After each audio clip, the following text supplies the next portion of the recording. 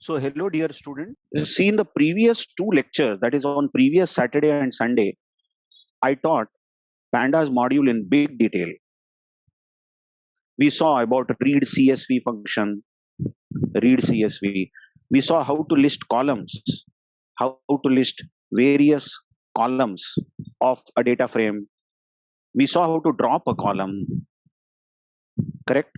And then we also saw how to list uh, only selected rows, only some rows of data frame by checking some condition,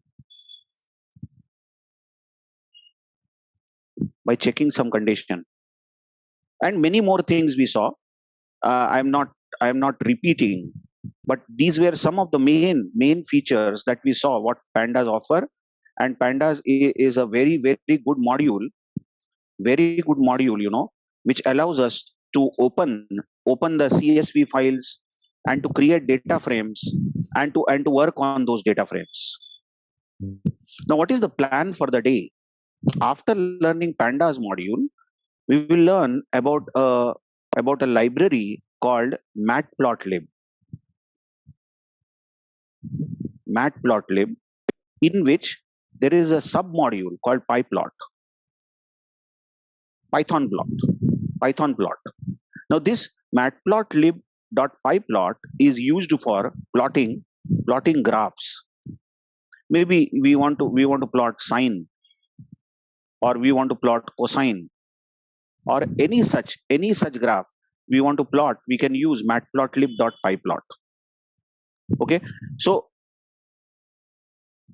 without wasting any more time, we will go to Jupyter Notebook and type and execute some of the very simple, to start with, very easy way to plot the graph and see it in action. Okay, so I was telling you that we will use Matplotlib and various tricks of making these plots attractive, and rather, instead of saying attractive, they should convey the proper information. They should convey the information properly, that what is getting plotted and what is its meaning.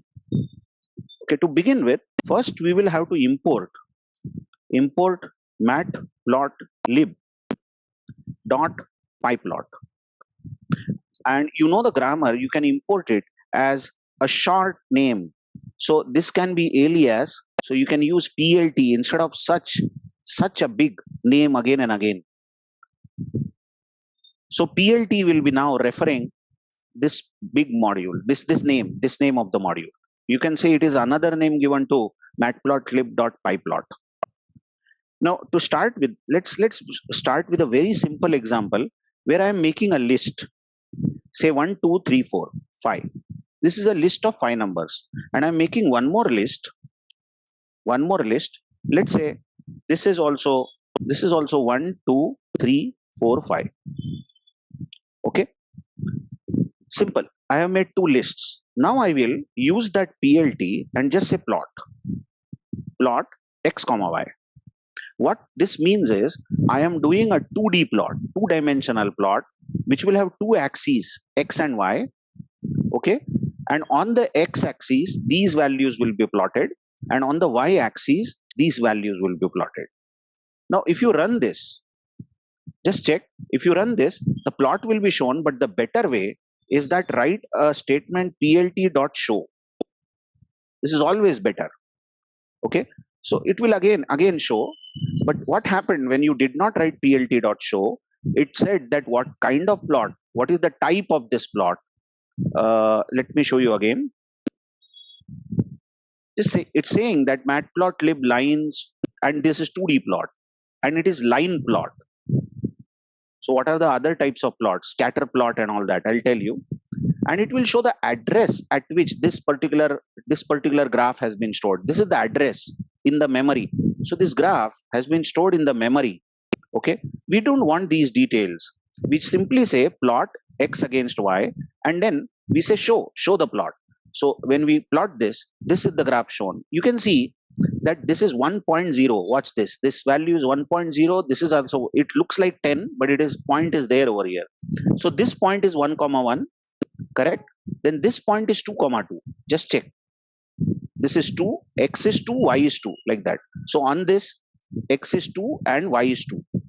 Then x is 3 and y is 3, x is 4, y is 4, and x is 5, y is 5. And then all these points have been joined.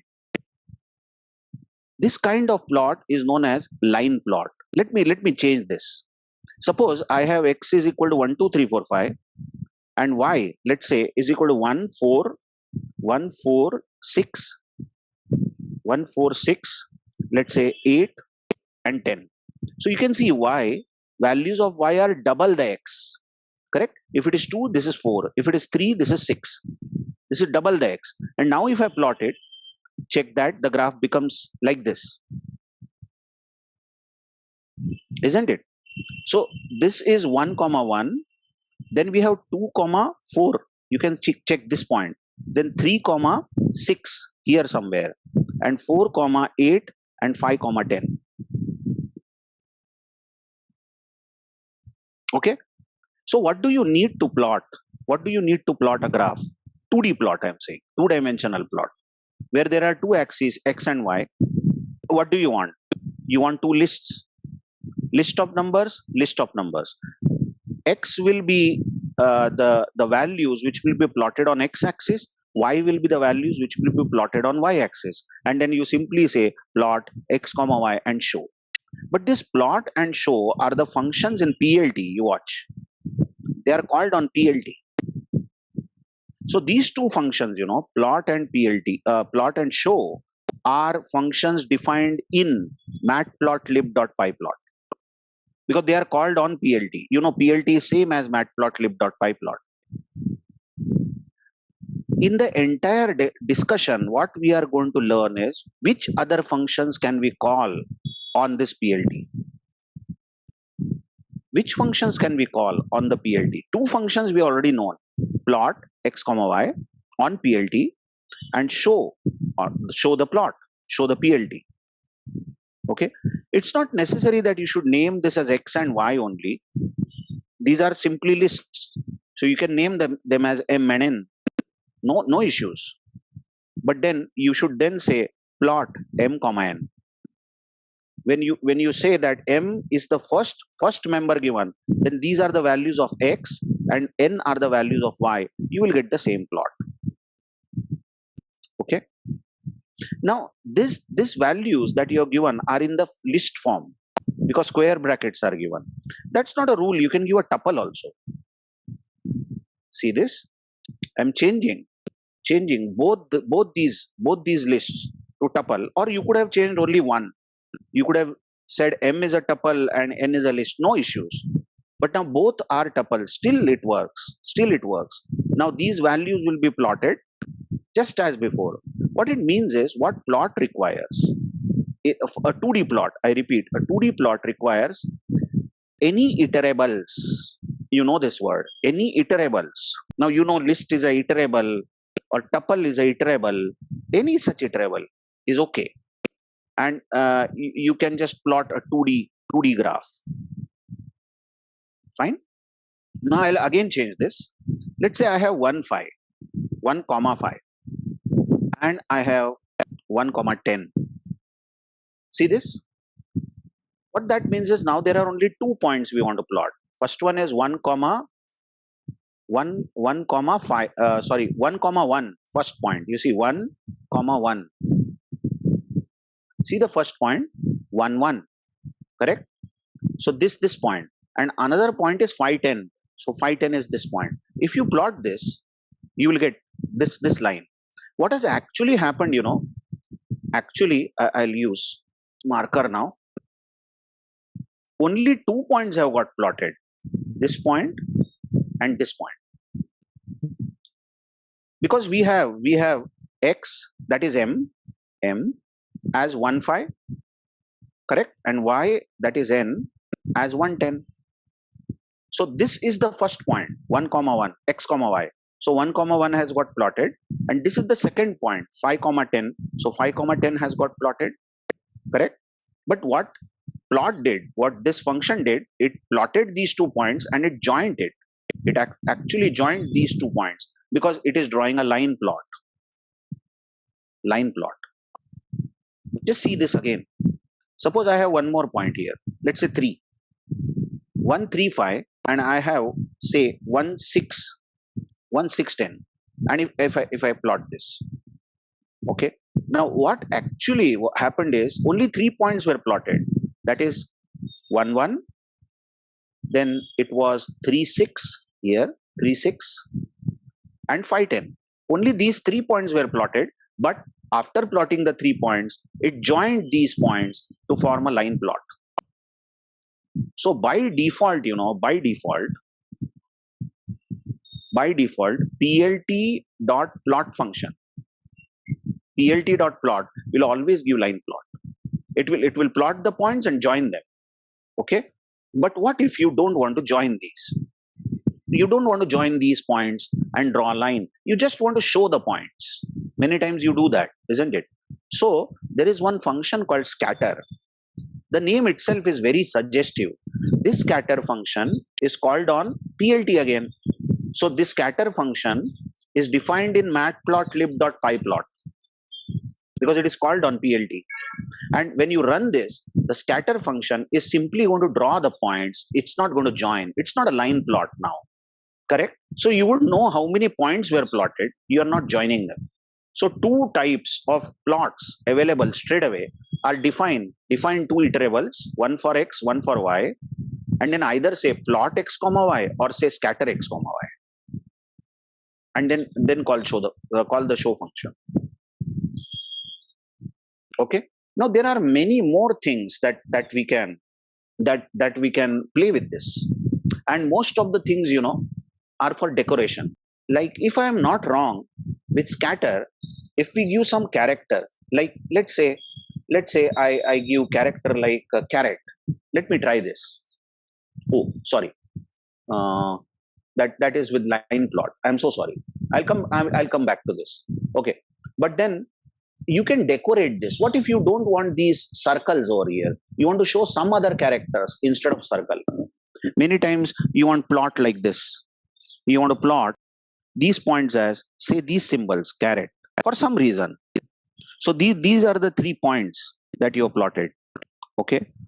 And much more, many more things are there which can decorate the things or which can change the way in which the plot has been shown. But let's not go to decoration right now. Let's not go to the decoration. Let's try to understand that how you can make this graph informative. Okay. How we can make this graph informative. Now you just check if we had this list 1, 2, 3, 4, 5, and we had y as double that of x. So if it is 2, y is 4. If it is 3, y is 6. If it is 4, y is 8. And if it is 5, y is 10. And then we plotted this. What happened? I made some mistake, I think. Yeah. Double comma. Okay. This was the plot we got. Correct? Can we add a label to x and label to y axis so that the reader would come to know what is plotted on x and what is plotted on y? Now what is plotted on x? Simply x. That means x is 1, x is 2, x is 3, and what is plotted on y? On y, double that of x is plotted, isn't it? So if you want to give some labels, what you say is plt dot x label. That's another function which will add label on x axis. plt dot x label, and you can say this is x values or values of x. Okay. And then you can add plt dot y label, and you can give these are y values which are double of x or 2 times x. And then you can plot scatter plot or line plot, and you can show. So this x label and y label will be shown. Just check. this on this axis we are simply plotting x values, but on y axis y values are double that of x. So if x is 2, y is 4. You can see when x is 3, y is 6. So this explains what is getting plotted on x and y axis. Okay.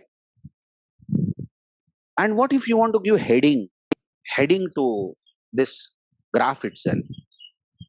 We call it as title. So there is one more function called plt dot title, which will set the title. Fine. We can show this as plot showing y is equal to 2x. I hope you are understanding. Value of y is 2x. That's the line. That's the graph that we are plotting. And now if you run this is the heading of the graph. So what are the steps? You need to define two lists or two tuples or two iterables, set the x label, y label, and then title. Make it more informative, and then call either scatter or plot.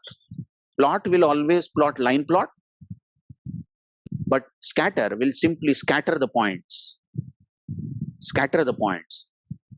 Correct? Some mistake I did. I added that scatter at wrong place. I'm sorry. So this is title. Instead of plot, you can put scatter. Okay. So this is the first step that we have learned, how to plot the graph. The big point over here, is that never ever or very less times we specify data like this, but data comes from data frame. I'll take a pause here. Are you able to understand what I am saying? See, who is going to write this data? Come on. In real life situation, when we want to plot some data, we don't type the data. Data is existing somewhere on the hard disk, isn't it?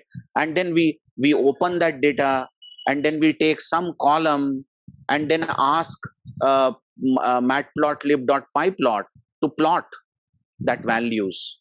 I guess you're following what I'm saying.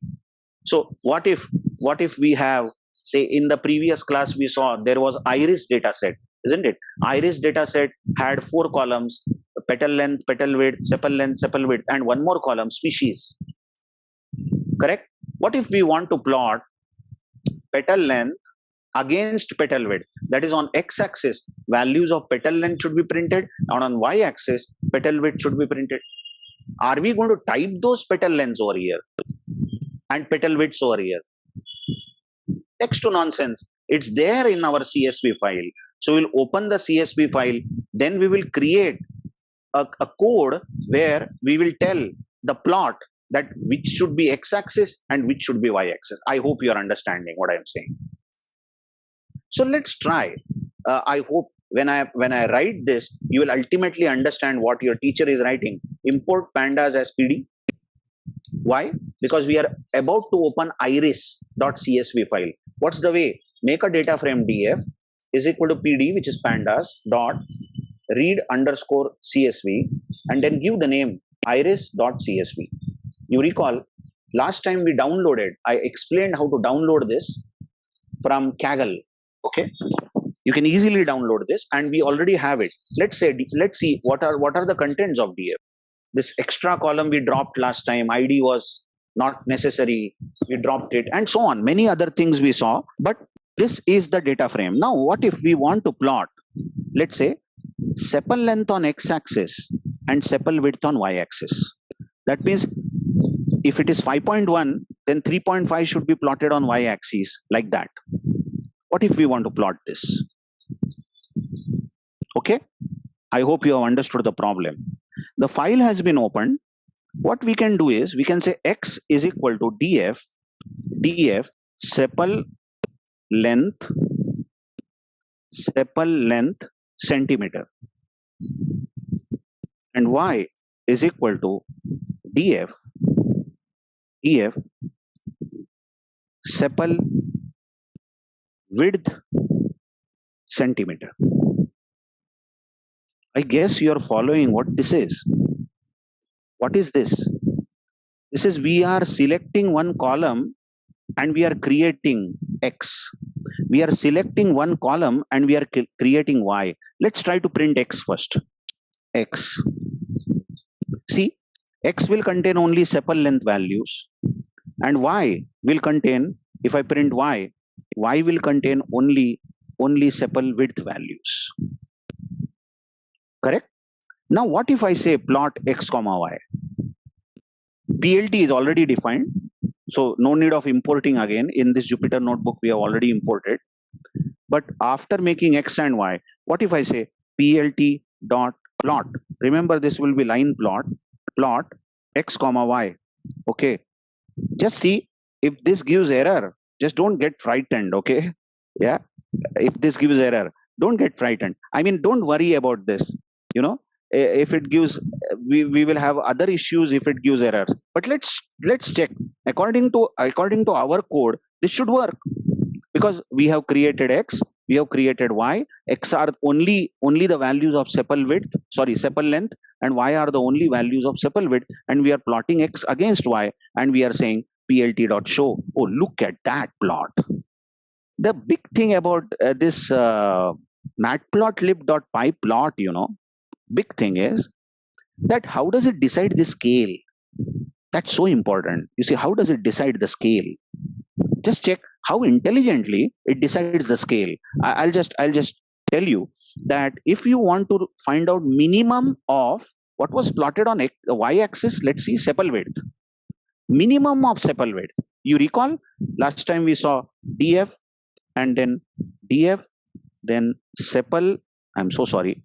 Sepal width, cm. Correct? Dot min. This function has been given, and this will print minimum. That was 2. You watch how it has found the minimum. What a library, you see. This is sepal width, isn't it? It has found out the minimum is 2, and it started its scale from there. I hope you got it. What I want to tell about, or if you see what is the minimum of sepal length. Now, if I see the minimum, it is 4.3. So it has started with 4.5. That means this is from maybe 4.0 to 4.5. So 4.3 is somewhere here. You watch 4.3. Very nice, isn't it? So we don't have to worry about the scale. But this is so jagged, isn't it? And in this case, scatter plot will be better. What do you say? Scatter plot is always better. This is how sepal length versus sepal width. Sepal length on x-axis and sepal width on y-axis can be seen or understood. And what are the other things that we can do? We can say plt dot x label.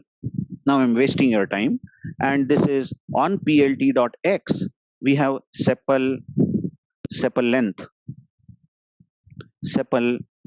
length in centimeter. And on y we are having sepal width in centimeter. So that are x and y labels. We can of course add plt.title also. This is the usual way, how a data analyst wants to see how the data is distributed. But remember, this is just 2D plot. That is, we are plotting one value against other value. The big question comes, what if we want to plot sepal length, sepal width, petal length, petal width together? What if we want to plot? The answer is, it is not possible. This is not possible, because to plot sepal length, sepal width, petal width together, and how they interact with each other, we will need 4 axes. But we only have x-axis, y-axis, and z-axis. We don't have 4th axis. We humans have been given capability to see anything only up to 3rd dimension. We can't see anything in 4th dimension. X, Y, and Z are the only 3 axes that we can see. I mean, just see, you can see a 3D plot is possible. This plot that we have been drawing was a 2D plot. This was a 2D plot because we have only X and Y. But you can see a 3D plot, but there is nothing called 4D plot in our world. correct? So on paper, you can either draw on paper or you can draw it in the cube. Cube will be 3D. So up to third dimension we can draw, not more than that. It can't be imaginable, unimaginable. Maybe other animals on earth can see higher dimensions. They say that dogs have ability to see higher dimensions. I don't know, but that's why they bark in the night, because they see weird figures, and so on. Okay. Or maybe extraterrestrials from some other planet might be having ability to see in higher dimensions. We have only third dimension, that is length, breadth, and depth are the only 3 dimensions that we can see. Okay, but this is a 2D plot. Fine. Now let's continue. Okay, I will make a list again. Let's leave the data frame for some time. Let's come back to list. Suppose I have 1, 2, 3, 4, 5. This is a list, and one more list I am making, y1, and y1 let's say is square of this first list. So 1, 4, 9, 16, and 25. Okay, and y2, just check, y2 is cube of the first list. So it will be 1, 8, 9, 27, cube of 3 is 27, cube of 4 is 64, I think, and cube of 5 is 125. Okay. Now what if I want to plot multiple plots on the same graph? Just check this, what I am talking about. Say plt dot plot x1 comma y1. So what this plot will be? This plot will be 1, 1, 1, 1. Then it will be 2, 4. Correct? Then it will be 3, 9. These points will be plotted. But what if I want to plot one more? Suppose I say plt dot plot x1 comma y2. So what this plot will be x1, y2? It will be 1, 1, first point. Then it will be 2, 8. Then it will be 3, 27, and so on. And then I'll say plt dot show. Plt dot show. Okay, let's run this and see. These are the 2 plots plotted on the same graph. And look how different colors have been given to these line plots. Suppose I put scatter instead of this. You know, by default, plot will always give line plot. Suppose I put scatter function, then different colors will be given to the scatter plots. And as you see, this plot, this one, which I am now hovering with the cursor, is this point, you can see, is 4, and this is, what is this exactly? This point is correct, 1, 1, roundabout 1. Correct, roundabout 1. Now you see the scale. The scale is 0 to 20, then 20 to 40, and so on. So this point is 2, 8. You can check this orange point here is approximately 8. You see, I hope you are understanding. This point is 327, and this point is 27 here, because this is between 20 and 40. Or if you see these blue plots, this is 3 and double that of 3, you recall, that is 6. This line, if you see on y-axis, here somewhere we have 6. Or if you say 4, 8, 8 is somewhere over here again. You watch. I hope you are understanding. Okay, so this y1 was square. I am so sorry. I thought it is double. So looking at blue line again, blue line, this is 2, 4. Yeah, 4 comes over here somewhere. This blue point, you see, this is 3, 9. Yeah, 9 is there over here. And then this is 4, 16. Correct? 16 is somewhere over here. And this is 5, 25. This point. And 25 is correctly here somewhere. Okay. So I hope you are understanding the scaling also. So multiple plots can be plotted on the same graph, and different color codes will be given automatically for different graphs. You can plot n number of graphs. Each of the plots will be given different colors.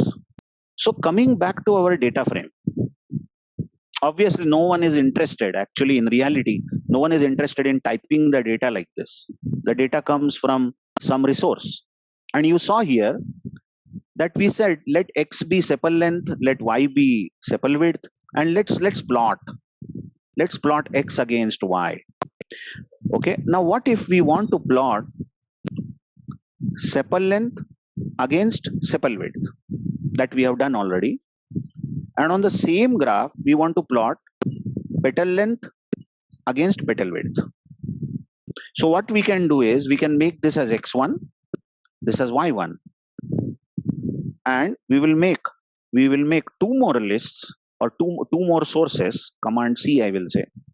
Just I am copying pasting this, and let's make two more sources of data, x2, y2, whereas this x2 will be petal length centimeter, and y2 will be petal width centimeter. Now you know it doesn't make sense to give x label and y label. I hope you are understanding, because if I say x label is sepal length only, but x label is also petal length, because two things are plotted, so there is no sense in giving x label, y label, and we'll simply plot scatter. Okay, just see. Oh, I think I did not scatter properly. X1, Y1, this is the first plot, and then PLT dot scatter, I will say X2, comma Y2. I hope you are understanding. So two things are getting plotted, SL versus SW and PL versus PW. And then let's plot this. Oh, good Lord. You see, these are the two things that we have plotted. But you know what? After seeing this, you're confused. Tell me, yeah, you are confused. Because you're not able to understand that is this blue color dots, these blue color dots are for sepal length versus sepal width, or are the blue color dot for petal length and petal width? It's not clear, isn't it? That means these orange plots refer to which of these two plots? Is this orange plot x1 y1, or is this orange plot x2 y2? You're not able to understand. But then I have again shown that these multiple plots, like here, where we created some sample lists, these multiple plots can be drawn. Simple.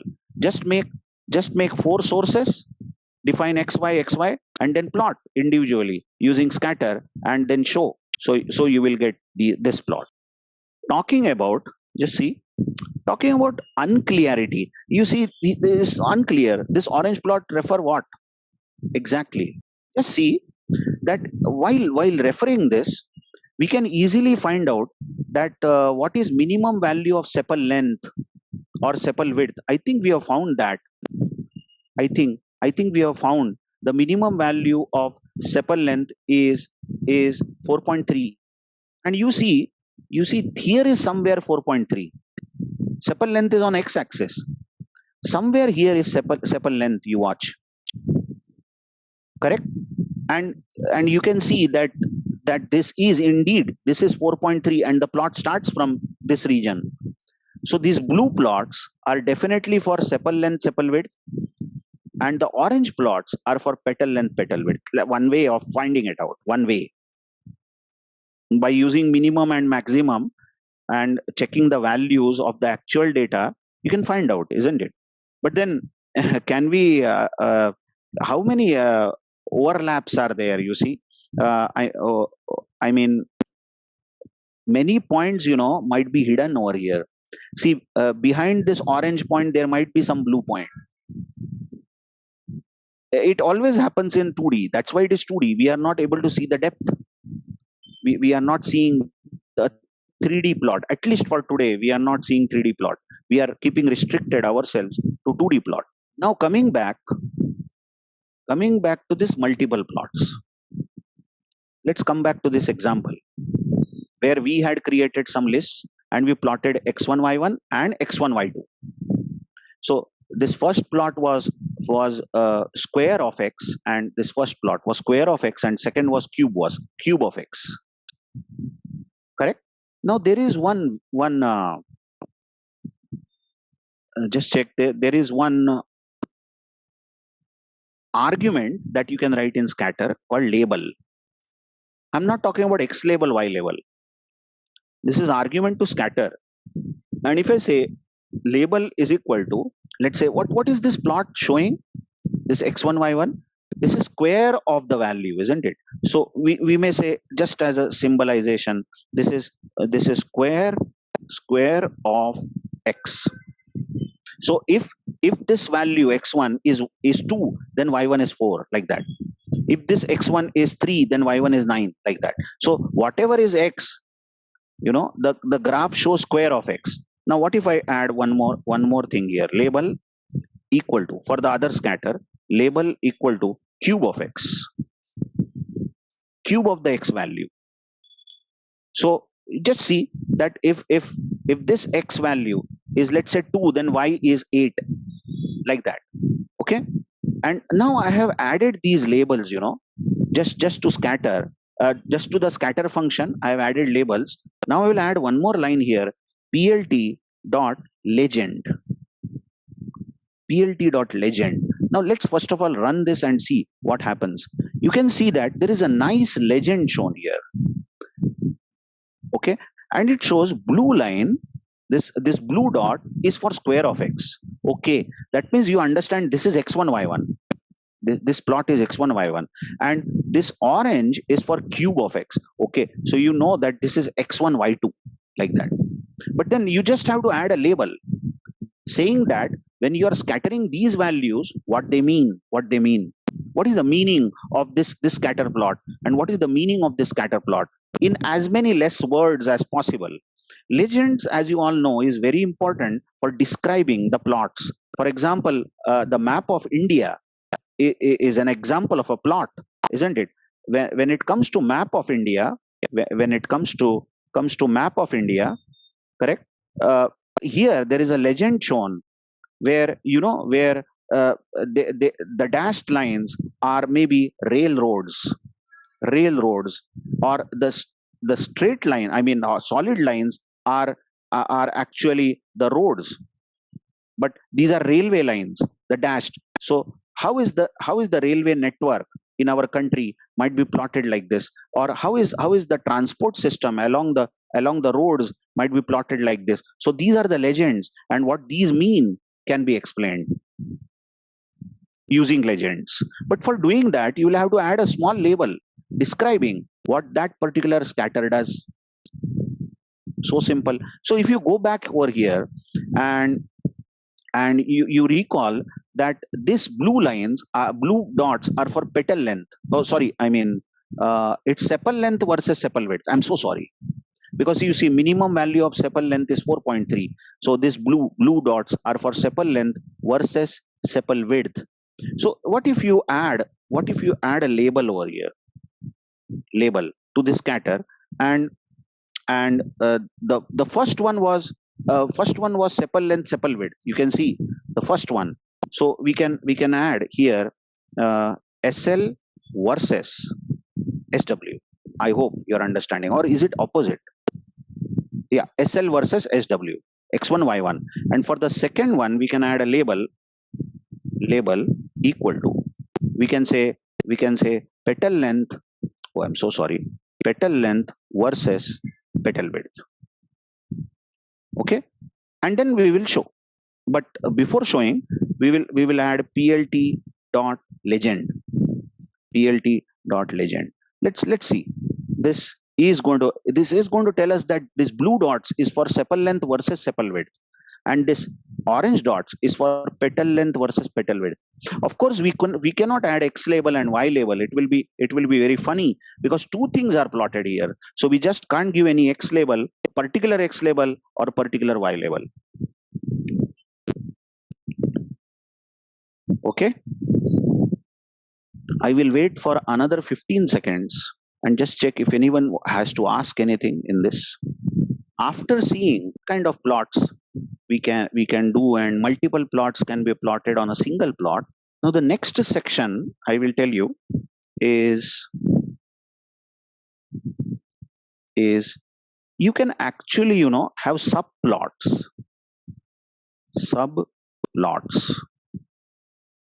Just check. What we can do is this: we can tell that this is our canvas on which we are, this is our full canvas on which we are plotting. Okay, and this canvas is divided into two rows. Okay, two rows, and we have some plot over here and some plot over here, something like this. Maybe we want to see the two plots separately. We don't want to mix these plots like this, like we have done it in one plot, but we want to see them one besides the other. So we can create subplots. Okay, now how this is read is that this has two rows, 1 and 2. So row numbering is 1 2, and this has only one column. You see, this entire thing is column. It has only one column. So this is a subplot. Just check. This is a subplot having two rows and one column. This is two rows. We have divided our canvas in two rows, and it has only one column. Okay, suppose you have some canvas like this, and you say that I want 4 subplots. So I will plot something over here, something here, something here, and something here. These are the 4 plots. Now you have 2 rows and 2 columns. So your subplot will be defined as 2, 2. There are 2 rows and there are 2 columns. Okay. Additionally, when you have these 4 subplots, you can add title to each of them. Each of them, separate title. For each of them, you can add separate title. For each of them, you can add X label, Y label individually, as if these are different plots. Yeah, and definitely they are different plots, but we are only seeing them one besides the other. Okay. So how do you make these subplots? I hope you have understood the problem. Okay. Why don't we take up an exercise like this? The same exercise, I'll just copy paste this one.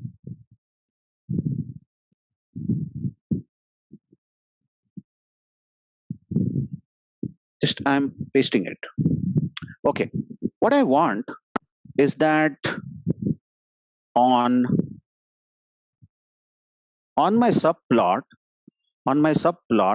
I should have something like this. You see, 2 plots. So there will be 2 rows and only 1 column. And here I want sepal length versus sepal width. And here I want petal length versus petal width.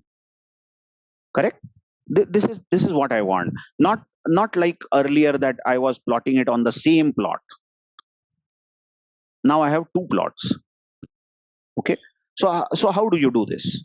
First of all, as usual, we will create 2 different sources. X1, just see, X1 and Y1 are sepal length, sepal width. X2, Y2 are petal length, petal width. Correct? Now, first thing we tell PLT is that we are working on a subplot, plt.subplot function. And then how many rows? Yeah, 2 rows and 1 column. And then one more argument 1 is given here. Just check. plt.subplot 2, 1, 1 means, take your own time. We are telling that the canvas is divided into 2 rows. 2 rows, this first argument. This one, 2. And it's only having 1 column. The second argument. Okay.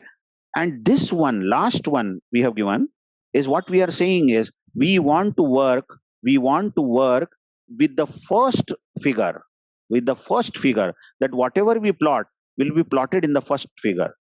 Suppose we give this as subplot 2, 1, 2, suppose. So we still have 2 rows, 1 column, 2 rows, one column. But this 2 means now we are plotting in the second figure. Just give me some time. Just see. Suppose we say our canvas is divided into 3 rows and 3 columns. So we have so many subplots. We'll be plotting some plot here, some plot here, like this. Okay, and all these are plots. All these are plots. So we have 3 rows and 3 columns. Now, what will you mean by saying subplot 3 comma 3? So 3 rows, 3 columns, and 1. What that means is now whatever we will be plotting, we'll be plotting in the first figure. What if I write 2 here? Then I will be working in the second figure. What if I write 3 here? I am working on third figure. What if I write 4 here? Then I'm working on fourth figure. Let's see how the figures are numbered. The figures are numbered row wise. So you just have to select the figure in which you want to plot. But the figures are always numbered row wise.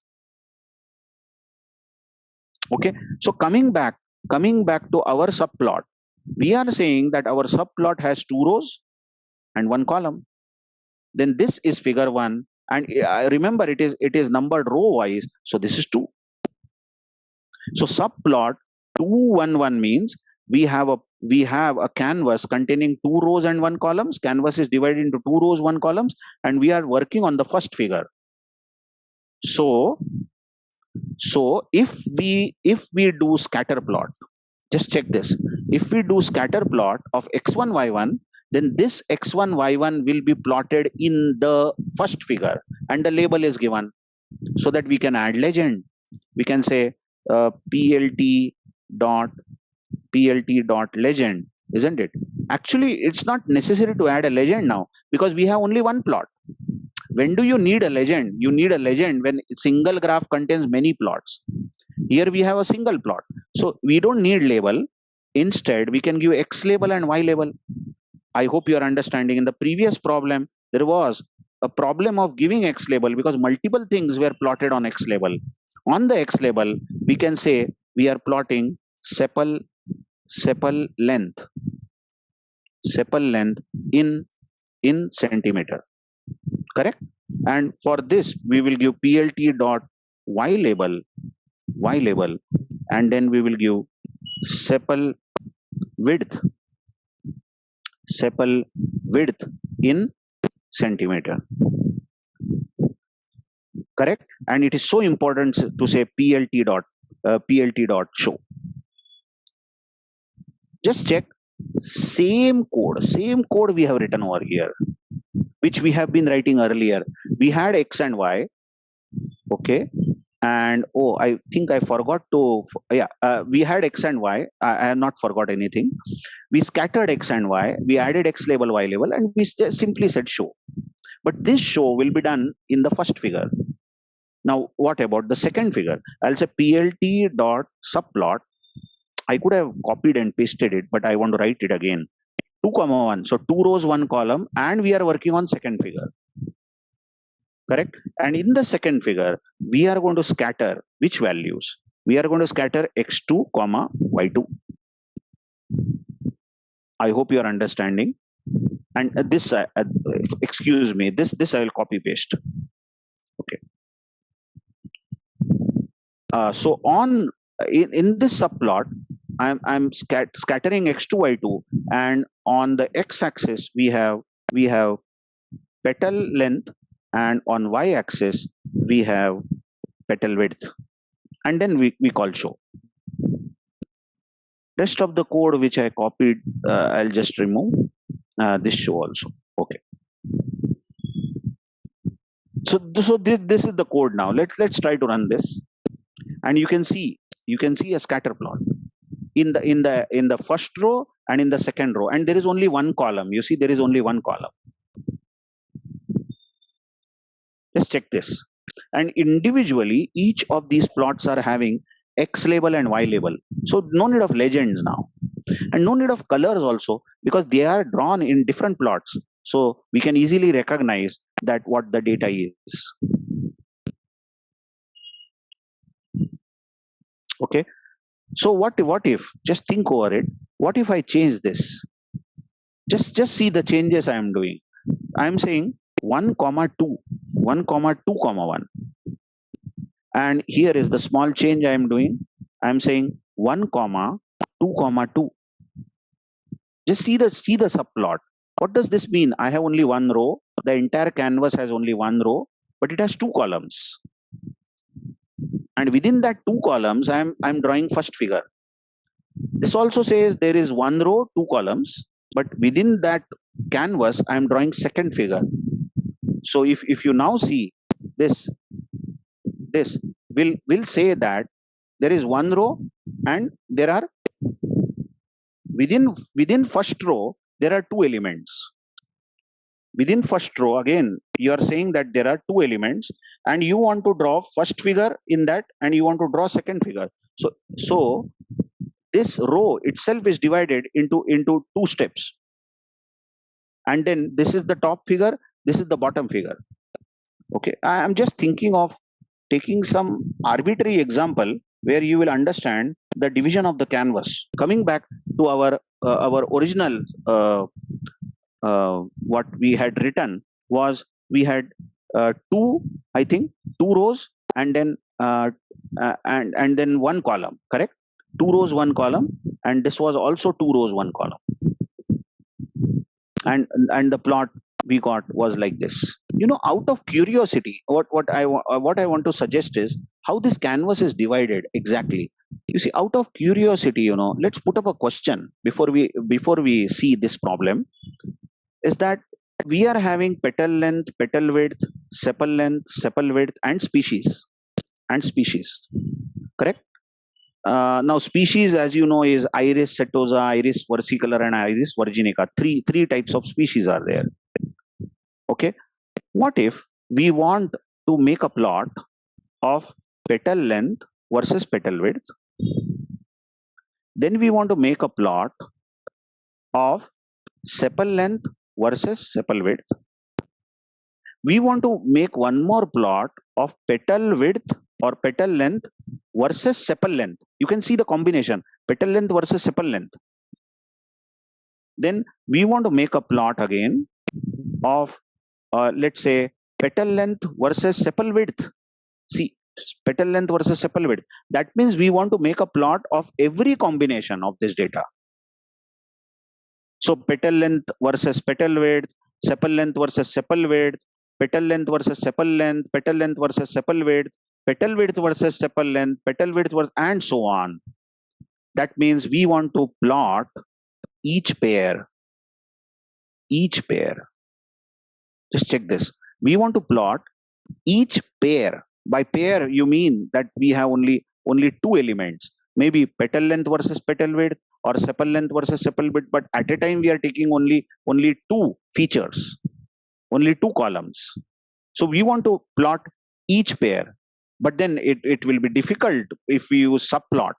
It won't be very difficult, but think of an example where we have 8 columns like this. Here we have only 4 columns which contains values. This last column I am not counting because this is species.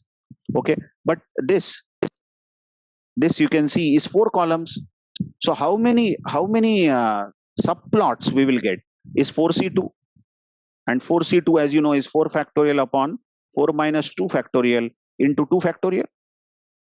So this will be 4 factorial upon 2 factorial into 2 factorial, which will be 4 multiplied by 3 upon 2. So it will be 6.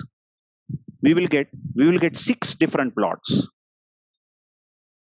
for this example. But what if we had 10 columns? If we have 10 columns and we are doing pair plot, we'll get 10c2 plots, which will be a very large number. And then using subplot, this method will be very cumbersome for the programmer, because every time, programmer will have to say, I want this subplot, I want to go to that figure. This will be very difficult. That will be very difficult. I hope you are understanding. So is there any better way that we plot everything against everything? Everything against everything. These type of plots are called pair plots. See, I have taught you scatter plot. I have taught you line plot, which is simply plot. By default, plt.plot gives line plot. Plt.scatter gives scatter plot. What if we want to plot everything against everything? Okay, then you can Google out a few things over here. Just check. We can say pair plot, okay, in matplotlib. Let's see whether matplotlib, Python matplotlib offers any function called pair plot. You can just see, you can see that when I asked for a help of pair plot function, and I specifically said that I want pair plot in matplotlib in this library, it directly took me to some new library called Seaborn. So what it wants to indirectly say is that don't use matplotlib library if you want pair plots, because there is a easier version of the library called Seaborn, which you can use. Everywhere you will see seaborn.pairplot. Now what happened, matplotlib is an older library. Not that it is never used. We usually use matplotlib due to its easy features. But then later on, they created one more library called Seaborn, which is based on matplotlib. So what they did, just extended this matplotlib and improved it to create a better library called Seaborn. In the background, you will see whenever we ask Seaborn to do something, most often, it calls matplotlib and gets the work done. But only for new features, Seaborn uses its own features. So till now we were using matplotlib, but let's see some example over here of maybe Geeks for Geeks. This website I like the most because most of the discussions are very well explained. So seaborn.pairplot. Seaborn is a library. Okay. Now you just check what you have to do whenever you want to pair plot. Just say seaborn.pairplot and the data. Now, which data are we talking about here? The data frame. Remember, data frame contains 4 columns and it also contains one more column called species. So just give the name of the data frame. That's it. It will catch all the columns and then it will plot petal length versus petal width, petal length versus sepal length, petal length versus sepal width, and each pair it will plot. Not only that, it will plot petal length versus petal length also. That's very funny. See, one of the plots you will get is petal length versus petal length. That's very funny. This is of no use, isn't it? What's the sense in plotting population versus population? But every pair will be taken by the seaborn.pairplot. Now, Seaborn is a library which you can import. Of course, first you will have to install it. You can say import Seaborn as some alias. So just a short name given to Seaborn. And then you can simply say sns.pairplot df. df is our data frame.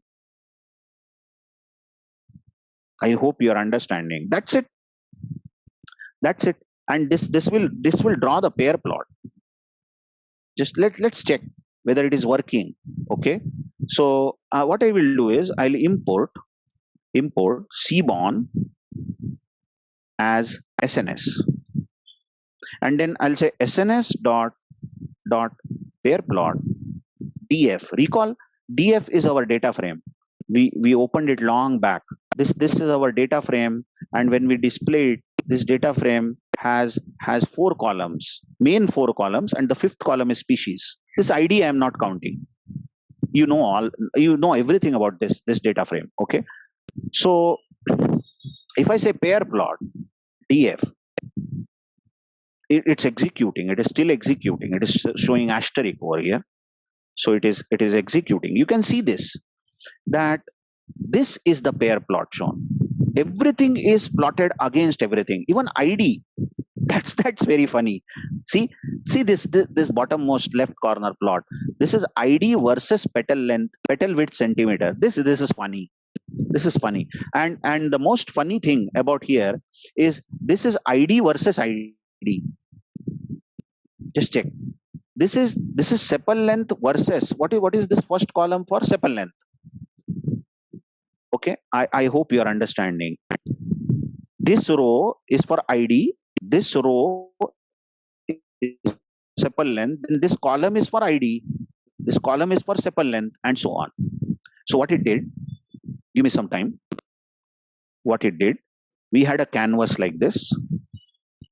Okay, it called this first row as id, so first column as id. So here it was id versus id. Okay, then this column was sepal length, second column. So this row was sepal length. So here we got sepal length versus sepal length, but here we got sepal length versus id. Next was sepal width. So this third column is sepal width. So we got id versus sepal width, SL, that is sepal length versus sepal width. Are you understanding? Sepal length versus sepal width, and so on. So all these rows and columns show a particular plot. Yes, nice plot. But actually, we are not understanding much of this. Yeah, I'm sure. I'll add the meaning to this. I trust me. I'll add the meaning to this, but not now. But if I ask you which plot is this, where the cursor is hovering, which plot? This is definitely on y-axis. We have sepal width in this plot, and on on x-axis we have petal length. So this is petal length versus sepal width. Correct? And which plot is this, if I ask? On y-axis, this is sepal width. Correct? This is y-axis, isn't it? This is sepal width, and on x-axis, it is sepal width. So this is a very funny graph. Sepal width versus sepal width, of no use. What are you going to do by comparing sepal width with sepal width itself? So this diagonal is mostly of no use. Secondly, we can drop some columns. What do you say? This id is of no use, isn't it, while plotting? So we can drop this column. So how do you drop the column? So before we plot anything using Seaborn, how about saying df dot drop? No explanation. Yeah, you will be bored. See, to drop a column, you just say columns is equal to and list of columns that you want to drop, and the column you want to drop is id, and then just say in place equal to true. So this id column will be dropped, and then we will import Seaborn and do the pair plot. Okay, just see, this is much better. id is not plotted. It starts with sepal length. Fine. So how many columns we had? 4. Actually 5. Species also. But no, not species is not plotted here. Why species is not plotted? Only petal length, petal width, sepal width is plotted. Why species not plotted? Oh, come on. It is character. Like Iris setosa, Iris virginica. How can you plot characters on the graph? You should have numeric values. So only 4 numeric columns we had. Petal length, petal width, sepal length, sepal width. 4 numeric columns. So it is 4 by 4 matrix, you can see. I hope you are understanding. It's a 4 by 4 matrix. And the diagonal is of no use, because this is x against x. Same feature versus same feature. But all other plots are useful. Okay. Now tell me, if you have understood this, of course, tell me, just take one particular plot. Let's take this plot where the cursor is hovering. Which plot is this? On y-axis it is sepal length, correct? And on x-axis it is let's not take this. Let's take petal length versus petal width. Okay, so petal length, yeah, this plot. This is petal length on x-axis and petal width on y-axis. I'll draw it separately over here. Let's take this plot where we have petal length on x-axis. You can see petal length on x-axis and petal width on y-axis. And you can see this is the data printed. My question is, what is this data? What kind of data is this? Okay, we understand these are values of petal lengths of various flowers, and these are values of various petal width of various flowers. But what is this data? What if I tell you that these dots represent Iris setosa, and some of the points here represents Iris virginica, and some of the points here represents Iris versicolor? Please try to understand that entire DF has been plotted over here. What did we give? Pair plot DF. That means what is the amount of data plotted? Entire data is plotted. Some of these points represent one kind of species, some of the points represent other kind of species, and this is another kind of species. But we are not happy. We are not able to understand the distribution of the data over here. I mean, this region represents which type of flowers? This represents which type of flowers? And so on. We are not understanding. But it is so easy, to add colors to the scatters. Like if setosa flowers can be plotted in orange colors, or versicolor can be plotted in blue colors, and some other yellow color for virginica. How is that done? You can see that there is some parameter. We have given, first of all, data was DF. We wrote DF here, recall. So we are pair plotting DF. There is something called U, which means variable in the data to map plot aspect to different colors. Just see what U means is that, do you want to give different colors? Do you want to give different colors to these dots depending on which type of flower it is? But then who decides which type of flower it is? Species decide which type of flower. Check my words. Species decide which type of flower it is. So what if we just go back to this help? This heuristic, this U will be a variable in the data. Variable means column in our data frame to map the plot aspect to different colors. We want different colors over here. As an example, over here, you can see that we are plotting tips. There is a data set called tips, and the heuristic is sex or gender. So what if I go back over here and just add to this pair plots, DF is the data we are plotting, and we'll give HUE, or it was HUE is equal to, and in the quotes I'll give species. Just mind the case S was in capital in that species column. And now if I run this, what happened? Did I make some mistake? ID not found in axis. Oh, I am running this. Again. I'll just remove this. Did you understand this error? Just see this error. Did you understand? It's saying ID not found in axis. See, I was running this code so stupidly. This code first tries to drop the ID column, but ID column was already dropped. So the complaint given is, where is ID column? I am not finding it. And you are asking me to drop it. Python says you are asking me to drop ID column, but ID column is already dropped. So I'll just remove this code. We know that ID column is dropped. Okay. So U is equal to species. Let's try to run this. This is still running. You can see asterisk over here. Nice. Oh, look at that. Now, by the way, these figures, these peaks or mountain peaks are called histograms. I'm so sorry. These are called as PDF, probability density function. Okay. But look at this plot now. Look at this. Now, different colors have been given. Which plot we were watching? We were watching this plot. Remember? Petal length versus petal width. Now you see this blue color. And the blue color means Iris setosa. So what do you understand? If petal length, check my words now.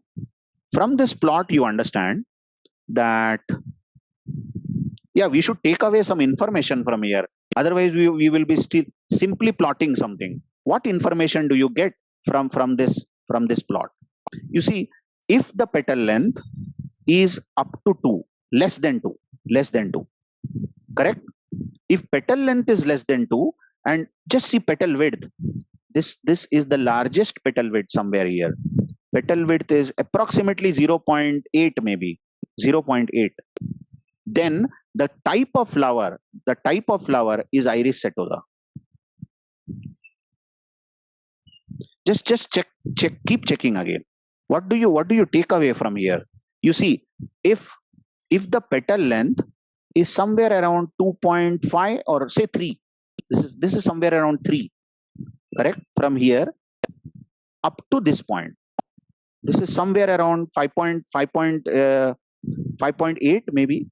So if the petal length is between 3 and 5.8, and what about petal width? If it is within this region, then the kind of flower is versicolor. Similarly, you can just check when is the flower virginica. You tell me, isn't this like creating a model? He will say, what do you mean by this, sir? Model? See, what do you want to do after all? You want to do predictions. That's why we are here, correct?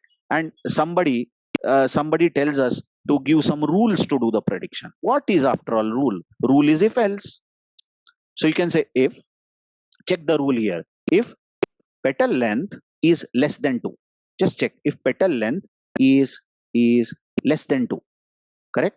And or that much might be enough, because nothing is coming in this region. You see, if petal length is less than 2, it is enough. You can say that it is setosa flower. So next time when you are given any new flower, and you are asked from which family is this setosa or versicolor or virginica, you just find its petal length first. And hey, if it is 1.8, maybe less than 2, then you directly say it is setosa flower. What you did is prediction. Although you are not a botanist, but using this analysis of this petal length versus petal width, only 2 features you took, and you saw that for entire iris family, for any 3 types of flowers, if petal length is less than 2, it is always setosa. But what else? What if petal length is more than 2? So else means we ultimately know that petal length is more than 2, because this is false, correct? And if petal length is somewhere here, just check this point, somewhere around 5.8. So else if we can say, else if petal length is less than 5.8, and one more condition should be there, and a boolean and, what if sepal width is somewhere around 1.8. So and petal width is less than 1.8, then the kind of flower should be versicolor. Else, now there is no choice, it should be virginica. And this is your model. This is your machine learning model. Oh, come on, it can't be so easy. Yeah, it is not so easy. You will say, sir, ho gaya, itna hi. This is the model, but this is the miniature machine learning model that you can keep in your pocket, definitely. And if anybody comes with a new iris family flower, you can check these rules and just measure petal length and petal width. Only 2 features. You say, I don't care about sepal length and sepal width, because these 2 features are enough for me to give information about most of the flowers. But here is the hack. Here is the problem. You see what problem we have? Just check this. I said, check this if. I said if petal length is less than 5.8, because here is somewhere 5.8, this point. And if petal width is less than 1.8, then I am declaring it as versicolor. But the problem is there are some green colored dots over here also. In this region, there are some green colored dots, and green colors are virginica. So if somebody comes to me with petal length less than 5.8, and petal width less than 1.8, I'll shout it is versicolor, but it might be virginica. What do you say? Then we say we have created an error in prediction. And this is known as classification error. Don't worry, we will define all this when we learn this separately, but this is classification error. While classifying the flowers, I made an error. Okay, but what if petal length is more than 5.8 and petal width is more than 1.8? Then we are hovering in this region, and we will always declare those flowers as virginica, as proper. But due to this overlap, I am erasing this model. Due to this overlap in this region, you can see in this region there are some green dots within these orange dots regions. So it will cause in a misclassification. I hope you are understanding. Just check. Pair plots can be a good source. Pair plot is basically a kind of subplot, isn't it? But as subplots keep increasing, it's very cumbersome. It's very difficult for programmer to specify how many rows, how many columns. You just say, I want Seaborn, and just plot your data, entire data, with colors specified by species. So as there are 3 kind of species, there are 3 colors. So coming back to our pair plot, it seems that we have started predicting a few things. Today we predicted which kind of flower with some errors because there was overlap over here. But can we use some other pair to do prediction? Let's see this pair. Which is this pair? Petal length. This is petal length. This y-axis is petal length and petal width. So this is petal length, petal width, and this is petal width, petal length. I hope you are understanding. These are the same plots, you can see. So that's why the same type of classification we will get. I hope you are understanding that you either see lower triangle or see the upper triangle. There is no point in seeing both. See, this is the plot you are having. 4 rows. I'm so sorry for this. 4 rows and 4 columns. Correct? This is the plot. And what do you have? Sepal length, sepal width, petal length, petal width. So this is also sepal length, sepal width, petal length, petal width. Now you see this plot here. This is petal width versus sepal length. Correct? But the same plot will be there over here also. This is SL versus PW, and this is PW versus SL. So there is no sense in watching both upper and lower triangle. The same plots will be there over here also. Correct? You can either see the lower triangle or you can see upper triangle. So let's see the lower triangle. This plot. Just see, this is sepal width versus, just see this plot. This is we found this is sepal length and this is sepal width. Okay. This plot is not good for creating model. That means sepal length and sepal width are not suitable for making prediction. At least for now, there are a lot of overlaps, you see. There are a lot of overlaps. Green dots within orange dots. But this region is okay. This region. All the blue dots are very well known that blue dots is Setosa. So you can create a model on this, but there will be a lot of overlaps. More overlaps means more classification errors. The best plot, you can see, the best plot was petal length versus petal width. Very few overlaps, but still there are overlaps, isn't it? Or petal width versus sepal width, a lot of overlaps. Again, you see. But only for Iris Setosa, there are no overlaps. But again, for this, there are a lot of overlaps. So you have to select the best plot from which you can make predictions. But that's not it. We just saw the importance of plotting graphs plotting the data and then making some analysis from that data, understanding that data, and more like this, more understanding can be done using the plots like histogram and PDFs. As you see, these are PDFs and CDFs. PDFs means probability density function. CDF means cumulative density function. Okay, and histograms are the another way to properly analyze the data. By the way, 3 words I introduced just now. Just check. The 3 words I introduced were histogram,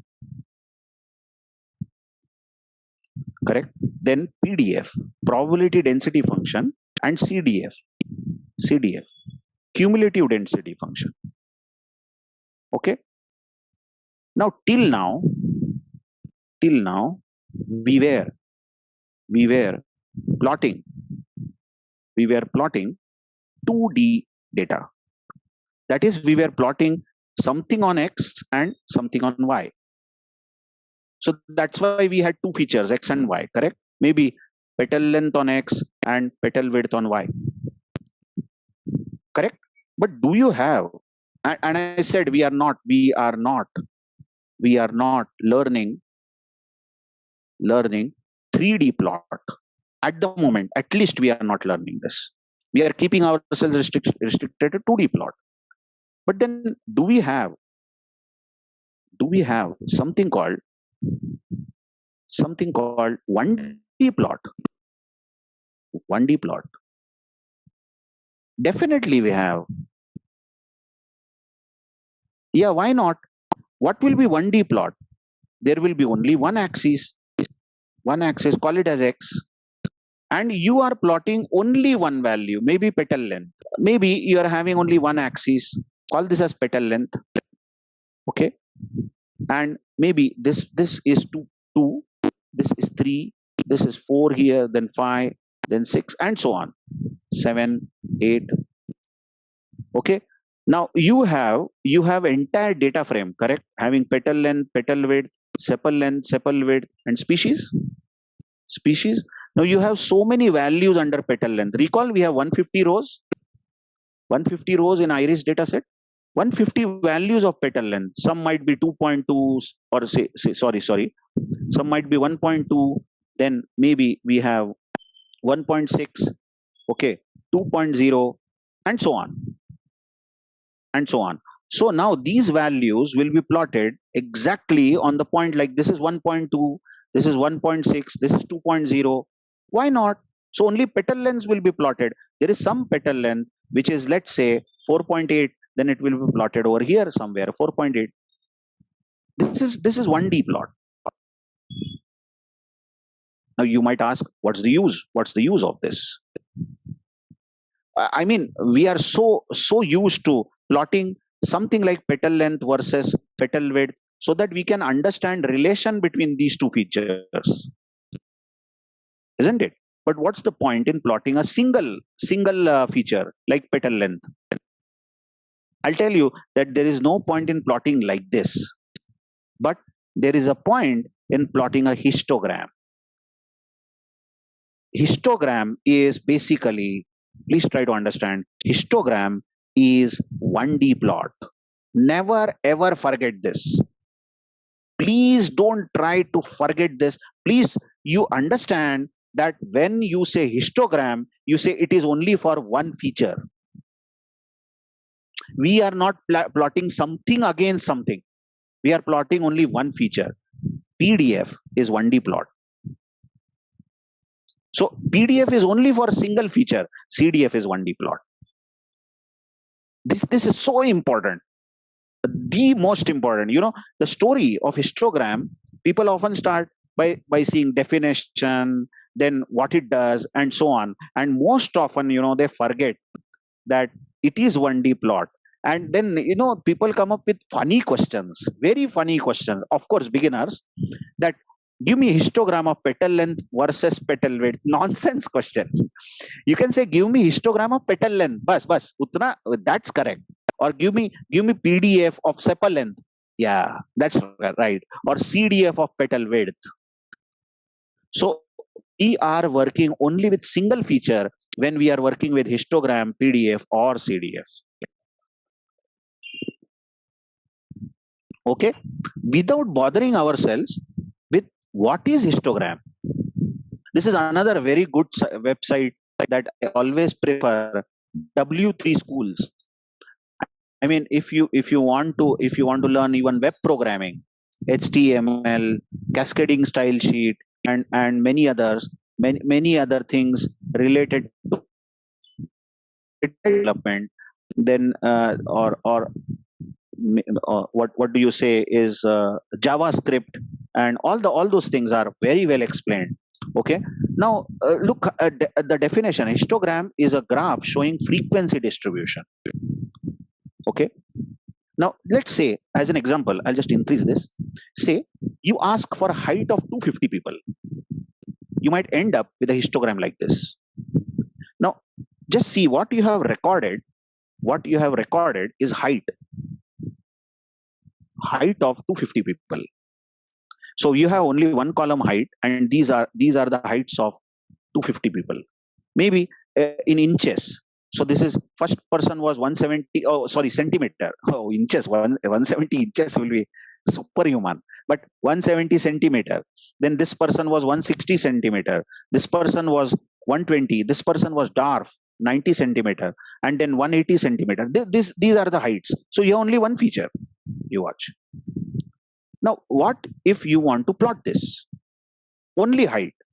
What you do is you find minimum height in this entire data and maximum height.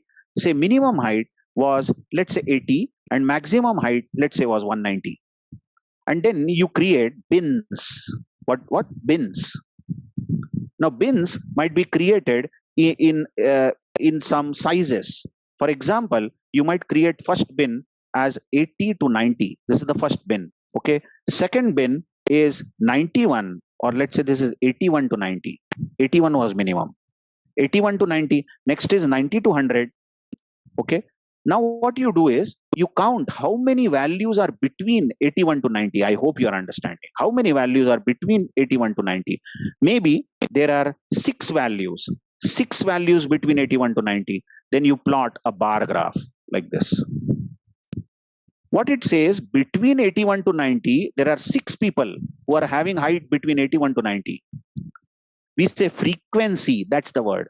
Frequency of occurrence of 81 to 90 in this entire table is 6 times.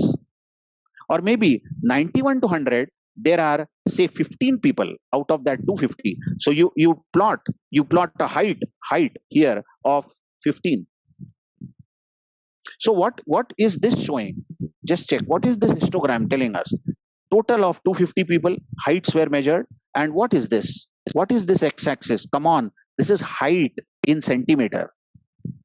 This is height in centimeter. And what is it showing? Between 140 and maybe this is 145. You see, this is here. This is 145. There are so many people. Maybe 3 people have height between 140 to 145. Between 145 to 150, there are 5 people. Between 150 to between 150 to 155, there are 15 people. So this histogram is showing frequency within those bins. As you see, 2 people have height between 140 to 145, 5 people have height between 145 to 150, and you can see that maximum people are having height between somewhere around 165 to 170, if I'm not wrong. Where is that maximum? 53 people have 168 to 173. It's average height, you can say. Maximum people among those 250s are having that height.